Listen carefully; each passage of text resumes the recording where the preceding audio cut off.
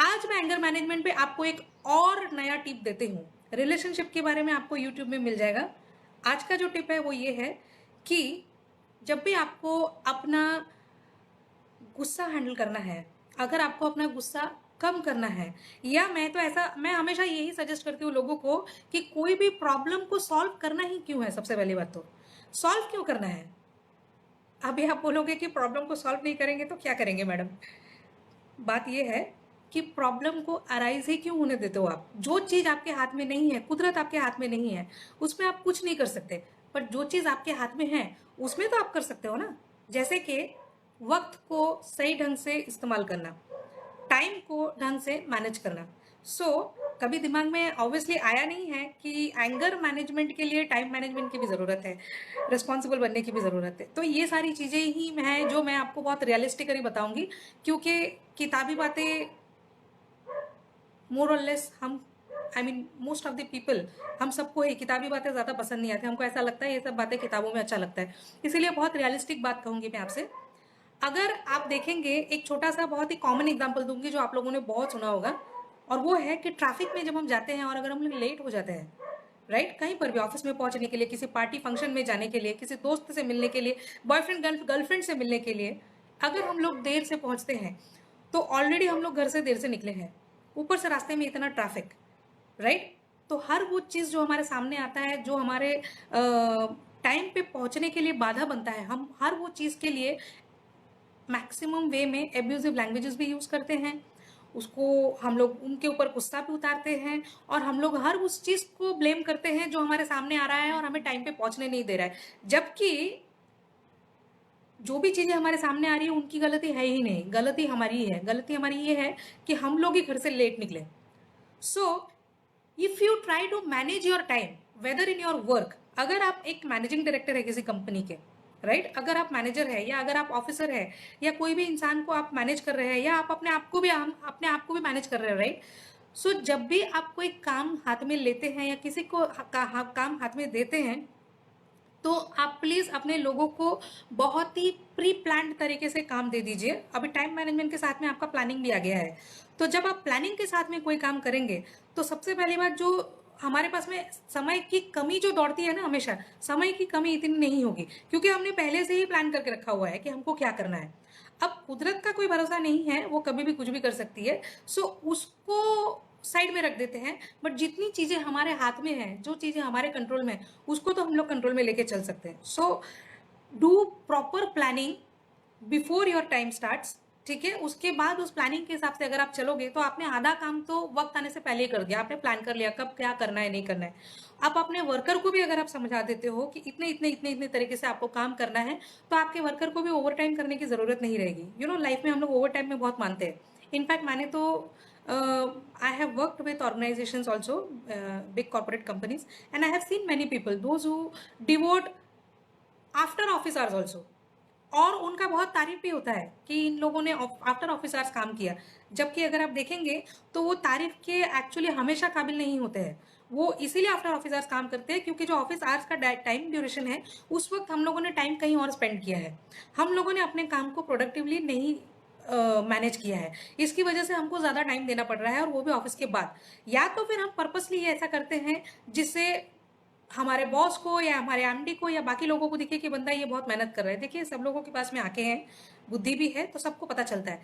तो इस तरह से आप क्या करते हैं, आप इनडायरेक्टली अपना इमेज बनाने की कोशिश करते हैं। लोगों के दिमाग में आप आते हैं, गुस्सा क्रिएट करवाते हैं, और एंड ऑफ द डे जब आप जो एक्सपेक्ट करते हैं वो अगर नहीं होता है, तो आपको खुद को भी गुस्सा आने लगता है।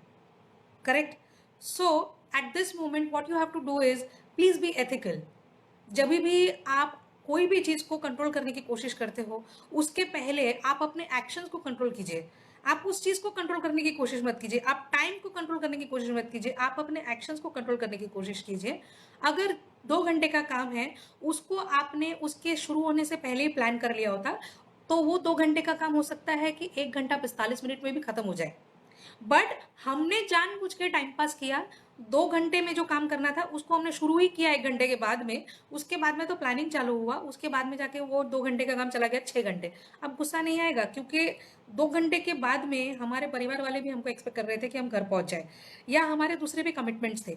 हम वो एक काम के लिए जिसमें सिर्फ एक लिमिटेड टाइम ड्यूरेशन की ज़रूरत थी, उस काम को हमने बिना प्लानिंग के शुरुआत किया और हे वायर चला गया यहाँ वहाँ, ठीक है। उसके बाद में हमारे बाकी के काम को भी इम्पैक्ट आया, बाकी के काम को इम्पैक्ट आया तो हमको इरिटेशन हो रहा है, इरिटेशन के साथ साथ में फ्रस्ट्रेशन हो रहा है। जैसे फ्रस्ट्रेशन होता है हमारे काम बाकी के रह जाते हैं, जैसे ही बाकी के काम रह जाते हैं हमारी जो दिमाग की घंटी है वो बजनी शुरू हो जाती है और हम लोग कहाँ पे पहुंच जाते हैं, बिल्कुल दिमाग गर्म हो जाता है हमारा, राइट। तो somehow try to introspect. Introspect means अंदर की तरफ झांक के देखिए, अपने अंदर की तरफ झांक के देखिए कि ऐसी कौन सी चीजें हैं जिसकी आपको जरूरत है आपके गुस्से को काबू करने के लिए। काफी लोग बहुत ज्यादा गुस्सा करते हैं, छोटी छोटी बातों में भी गुस्सा करते हैं। अभी उसका तो क्या बोलते हैं, ऐसा मैं कहूँगी कि कोई इलाज नहीं है एक्सेप्ट इंट्रोस्पेक्शन। सो अगर मेरे को हर छोटी बात पे गुस्सा आता है तो फिर सामने वाला कुछ नहीं कर सकता, क्योंकि सामने तो 50 लोग आएंगे। 50 लोग की 500 बातों में मेरे को अगर गुस्सा आने लगा है तो वो 50 लोग मिलके क्या 500 लोग मिलकर भी कुछ नहीं कर सकते। करना सिर्फ एक ही बार, वो है मुझे। So now at this moment what I maximum can do is I have to introspect, I have to understand myself कि मेरे को गुस्सा छोटी छोटी बातों में ट्रिगर क्यों होता है। हर छोटी छोटी बातों में गुस्सा ट्रिगर क्यों होता है। अगर आप इंट्रोस्पेक्ट करेंगे तो कमेंट सेक्शन में प्लीज लिखिए, इंट्रोस्पेक्ट करेंगे तो आपको जवाब क्या मिलेगा। आप लोग कमेंट सेक्शन में जरूर लिखिएगा आप लोग क्या समझते हैं, बट प्लीज थोड़ा मीनिंगफुल बातें लिखिएगा। ऐसा कुछ मत लिखिएगा जिससे आपके मन को संतोष पहुंच जाए पर बाकी लोगों को आपने जो लिखा है वो पढ़ के ना मजा आ रहा है ना ही उनको कुछ सीखने को मिला है। So always think about others as well. ये भी एक कारण है हमारे गुस्से का, हम हमेशा सिर्फ अपने बारे में सोचते हैं। तो जब हम जैसे हम सोशल मीडिया पे भी कभी कुछ कमेंट करने की भी कोशिश करते हैं तो हम हमेशा ऐसा कुछ कमेंट करते हैं जिससे हमारे मन को शांति मिले। भाई दूसरे का मन का क्या, दूसरे के मन को भी तो शांति मिलनी चाहिए, स्पेशली जिसको आप कमेंट कर रहे हो उसको भी तो शांति मिलनी चाहिए। आप सिर्फ अपना शांति के बारे में मत सोचिए। यू नो व्हाट, कृष्ण ने कहा है भगवत गीता में अर्जुन को कि वैसे तो कृष्ण ने अर्जुन को सिर्फ भगवत गीता में ही नहीं खाया है, पूरे महाभारत में जब भी पांडवों के साथ वो मिले हैं, इनफैक्ट कृष्ण ने जब भी अपनी जुबान खोली है उसने कुछ सिखाया है लोगों को। तो मैं आपसे ये कहूंगी कि कृष्ण ने अर्जुन से ये भी कहा है कि ये दुनिया में जो लोग इतने दुखी है उसका कारण क्या है, उसका कारण क्या है। अर्जुन बोलता है अगर मैं जो भी आप बोल रहे हो वो सब कुछ कर दूं तो क्या उससे शांति हो जाएगी। तब उन्होंने ऐसा बोला कि शांति तो तब होगी जब इस दुनिया में हर एक इंसान खुश होगा। जब तक इस पृथ्वी में एक इंसान means even a single person is unhappy, the world across can never be happy, because इसमें अभी कृष्ण ने तो इतना बोल के छोड़ दिया अर्जुन को क्योंकि अर्जुन समझदार था। अभी हमारे जैसे लोग तो थोड़ा इंडप जाना चाहिए ना, हमको थोड़ा और समझाओ। कृष्ण भी सामने आएंगे तो हम उनको बिठा के चाय पानी पिलाएंगे और बोलेंगे थोड़ा और डीपली समझा भाई, हमको नहीं समझ में आया। सो इसमें इंट्रोस्पेक्शन की जरूरत है। जब आप इंट्रोस्पेक्शन करेंगे ना तो कृष्णा बाहर नहीं मिलता है, कृष्णा अंदर ही मिलता है, ठीक है। तो उसमें आपको जवाब ये मिलेगा कि वो ये बोलने की कोशिश कर रहा है। फॉर एग्जाम्पल आप लोग 4 जन की फैमिली है घर में, 4 जन की फैमिली में एक जन दुखी है, या 4 जन की फैमिली में आप सब समझ लीजिए कि चारों 4 दुखी है। एक जन ही सिर्फ धीरे धीरे एक जन ने अपना मेंटल बैलेंस किया, उसके बाद में वो एक जन थोड़ा बहुत तो खुश हुआ बट बाकी 3 जन दुखी है। अभी वो क्या करेगा, तो वो अपनी खुशी को कैसे संभालेगा। वो बोलेगा कि यार घर वाले दुखी है तो मैं कैसे खुश रह सकता हूँ। धीरे धीरे वो एक को और खुश करेगा, 2 को और समझा देगा। अभी 3 जन घर में समझ गए बात को, समझदार निकले घर के, बट एक इंसान अभी भी दुखी है। तो क्या वो एक इंसान की दुख की वजह से बाकी 3 इंसान पूरी तरह से खुश रह पाएंगे। Try to understand the meanings whatever Krishna has told to Arjuna as very deep, very intense. You have to understand it in a different way. आप अपनी लॉजिक उसमें दौड़ाने की कोशिश करेंगे तो नहीं समझ में आएगा। तो आप अपनी लॉजिक को साइड में रख के आप ऐसा अंदर की तरफ झांक के देखिए कि ये अगर मैं होता या मैं होती तो इस चीज का क्या आंसर देती एक्चुअली में, करेक्ट। तो एक इंसान भी अगर आपके परिवार में दुखी है तो बाकी 3 इंसान कितना भी खुश रहने की कोशिश कर ले, वो एक इंसान की वजह से पूरी तरह से खुश नहीं हो सकते। उसी तरह से ये जो पूरी दुनिया है ना वो एक परिवार ही है। आज की तारीख में आप देख लीजिए, सब मिलके एकजुट में चल के साथ दे रहे हैं ना एक दूसरे को। अगर किसी ने भी यहाँ वहाँ कर दिया तो एक की वजह से कितने लोगों की बैंड बज रही है, right. So I am not here to talk about what is the situation going around, क्योंकि वो सारी चीज़ें तो हम लोग वैसे भी सुन रहे हैं, मुझे उसके बारे में नहीं बोलना है। बट मैं आपको ये बताने की कोशिश कर रही हूँ कि एक इंसान भी अगर दुनिया में दुखी रहा तो उसकी वजह से पूरी दुनिया में किसी को भी खुशी नहीं मिलने वाली है। And that is the reason Krishna is telling कि try to give peace and happiness to others. ये जो गुस्सा भी जो हमारे अंदर आता है ना, आप एक बार ध्यान से सोचकर देखेंगे तो वो गुस्सा इसीलिए आता है क्योंकि हम ज्यादातर अपने बारे में सोचते हैं। Think about it. कुछ कुछ मुद्दे पे आपको लगेगा कि यस मे बी राखी जो बोल रही है, मैं इस बात से पूरी तरह से सहमत नहीं हूँ। देखिए, सब लोग तो ये दुनिया में एक जैसे हैं नहीं। अगर होते और सबके मत मिलते तो आज इतने वॉर के सिचुएशंस भी नहीं अराइज होते ना। इतने सारे वर्ल्ड वॉर्स भी जो हो चुके, महाभारत युद्ध जो हो चुका था वो भी नहीं होता। तो सबकी सोच मिलती नहीं है। बट कुछ चीज़ें हैं जो सही है, वो कभी भी नहीं बदलती। तो मैं आपसे सिर्फ इतना ही कहूँगी कि आप, हम, मैं, हर कोई जब तक अपने से बाहर आके नहीं सोचेगा दूसरों के लिए, तब तक ये दुख, ये दर्द हमेशा कंटिन्यू रहेगा। I guarantee, not personal guarantee, because I have realised what Krishna wants to say. और ये सही है। और कृष्णा की जितनी भी बातें हैं वो बहुत ही प्रैक्टिकल बातें हैं। आप और मैं सोच भी नहीं सकते, हमारे समझ के बाहर है।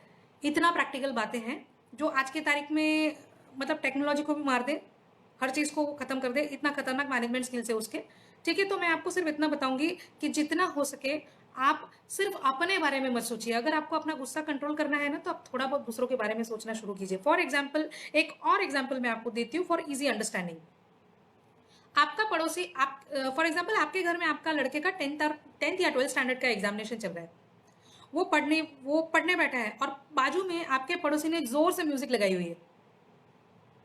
अभी आपके लड़के को या लड़की को पढ़ाई में ध्यान दे पाएंगे क्या वो लोग? बिल्कुल नहीं दे पाएंगे। क्यों? क्योंकि इतनी जोर से बाजू में पार्टी हो रही है, म्यूजिक लगा रहे हैं। क्यों वो कर रहा है ऐसा? क्योंकि आपके बेटे का एग्जाम है, उसका नहीं है। उसके घर में तो पार्टी है, आपको पढ़ाई करवानी है, उसको पार्टी करनी है। अभी वो आपके बारे में नहीं सोच रहा है। अभी वो आपके बारे में नहीं सोच रहा है तो वो आपको दुखी कर रहा है। आपको गुस्सा आ रहा है, आप जाके उसको 2 बात सुनाओगे, उससे उसको भी गुस्सा आएगा। ये दोनों बातों में भविष्य में जाके आप लोगों के रिलेशनशिप भी स्ट्रेन हो सकते हैं। तो कल उठ के आप भी शायद ऐसा बदला लेने के लिए कुछ कर सकते हैं। तो एक छोटी सी बात के लिए बात कहाँ से कहाँ तक पहुंच गई। सिर्फ इतना सा जरूरत था इसमें कि जो आपका पड़ोसी है उसको इतना समझना चाहिए था कि आज इनको जरूरत है, कल मुझे भी जरूरत हो सकती है। तो उनको म्यूजिक वॉल्यूम या तो लो करना चाहिए था, या तो हो सके तो थोड़ा अंडरस्टैंडिंग के लिए नहीं भी बजाते तो कोई बात नहीं, क्योंकि पड़ोसी हमारे फैमिली की तरह ही होते हैं। तो अगर थोड़ा सा नहीं भी बजाए, 1 दिन के लिए, 2 दिन के लिए, 1 हफ्ते के लिए, बच्चे की पढ़ाई है, अगर अपने आप को उसकी जगह पे रख के देखे तो पीस वैसे ही सस्टेन करेगा। करेक्ट? तो यहाँ पे दोनों जन को सेटलमेंट एक साथ मिल गया। कैसे मिला? पड़ोसी ने अपने से ज्यादा अपने पड़ोसी के बारे में सोचा। Similarly, this way, the moment you start thinking about others, you will not only pacify yourself, you will also be able to stop arising such situations जो गुस्सा दिलाता है, वायलेंस क्रिएट करता है, गलत सिचुएशंस अराइज करता है। जितना जितना आप लोगों के बारे में सोचोगे उतना उतना आप शांति का माहौल क्रिएट करोगे। और आप अपने से शुरुआत कीजिएगा प्लीज। आप दूसरों का फिर से आप ये मत कोशिश कीजिए देखने के लिए कि देखता हूँ कोई और मेरे लिए सोचता है। अगर हर कोई यही सोच रहा है, ये भी मैं बता दूं आपको कि पहले तू शुरू कर। वो बोलता है तू शुरू कर, तो कोई भी शुरू नहीं करता है, आप शुरू कर दो। जैसे लाइव सेशन हम लोग शुरू करते हैं ना, कोई आए नहीं है, हम लाइव सेशन स्टार्ट, वैसे आपको भी लाइव चालू कर देने का लाइफ में for good works. So guys, I want to, मैं अभी फिर से रिपीट कर रही हूँ आपको, बातों ही बातों में मैंने आपको बहुत सारी चीजें बता दी है कि आपको अपने गुस्से को किस तरह से काबू करना है। देखिए, गुस्से को काबू करने की जरूरत नहीं है, गुस्से को आने से रोकिए आप। इसके पहले भी मैंने जितने भी ट्रेनिंग सेशंस लिए हैं या कोई भी वीडियो में बनाती हूँ या वेबिनार करती हूँ, मैं हमेशा वो मुद्दे को कंट्रोल करने से ज्यादा इस बात पे गौर देने की कोशिश करती हूँ या लोगों को बताने की कोशिश करती हूँ कि वो सिचुएशन को अराइज क्यों होने देना है आपको। ग्लोबल वार्मिंग हो गया है because of so much of pollution and everything. आप ग्लोबल वार्मिंग तक पहुंचे क्यों? पहले से ही तो आपको कंट्रोल करना चाहिए था ना। अब जाके आपको ग्लोबल वार्मिंग का सोल्यूशन चाहिए। आप उस सिचुएशन को मत आने दीजिए। वो सिचुएशन जो आता है ना, उसके बहुत सारे कारण है, एक कारण नहीं है, गुस्से के बहुत सारे कारण है।